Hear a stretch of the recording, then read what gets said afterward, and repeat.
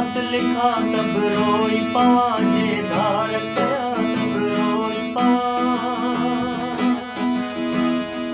तोॾे खत लिखा तब रोई पवां जे धार कया तब रोई पवां कंहिंसां सुर सॼा तब रोई पवां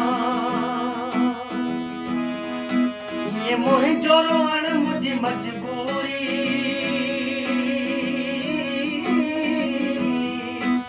ये मुंहिंजो रोअण मुंहिंजी मजबूरी पियो पंधु करणु मुंहिंजी मजबूरी पियो पंधु करणु मुंहिंजी मजबूरी तोॾे खत लिखा तब रोई पवां जे धार कया तब रोई पवां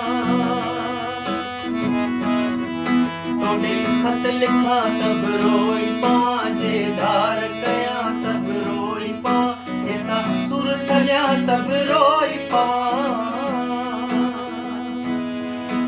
ये मुंहिंजो रोअण मुंहिंजी मजबूरी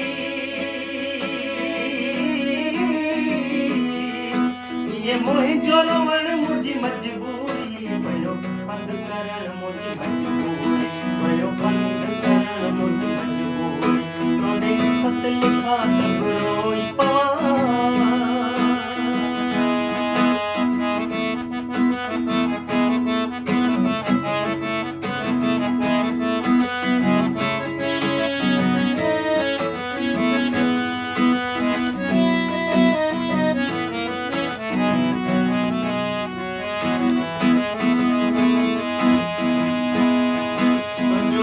ॾिसां आराम अचे तुंहिंजो दर ॾिसां आराम अचे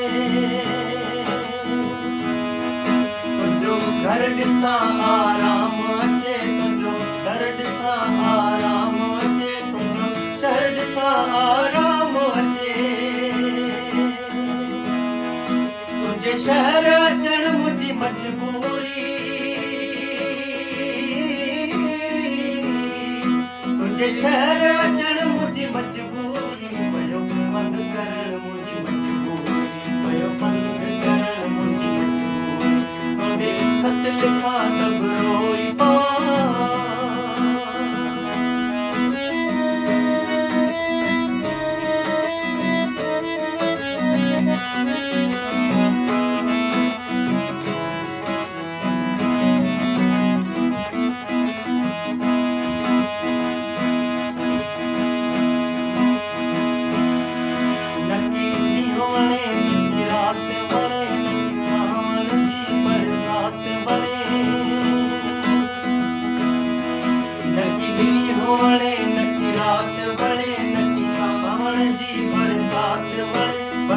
मोहब्बत तुझी ज़ात बणे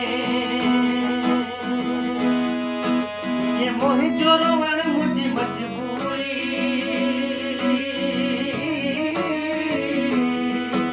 ये मुंहिंजो रोअण मुंहिंजी मजबूरी पियो पंधु करणु मुंहिंजी मजबूरी पियो पंधु करणु मुंहिंजी मजबूरी पियो पंधु करणु मुंहिंजी मजबूरी तोॾे खत लिखा तब रोई पवां जे धार कया तब रोई पवां कंहिंसां सूर सॼा तब रोई पवां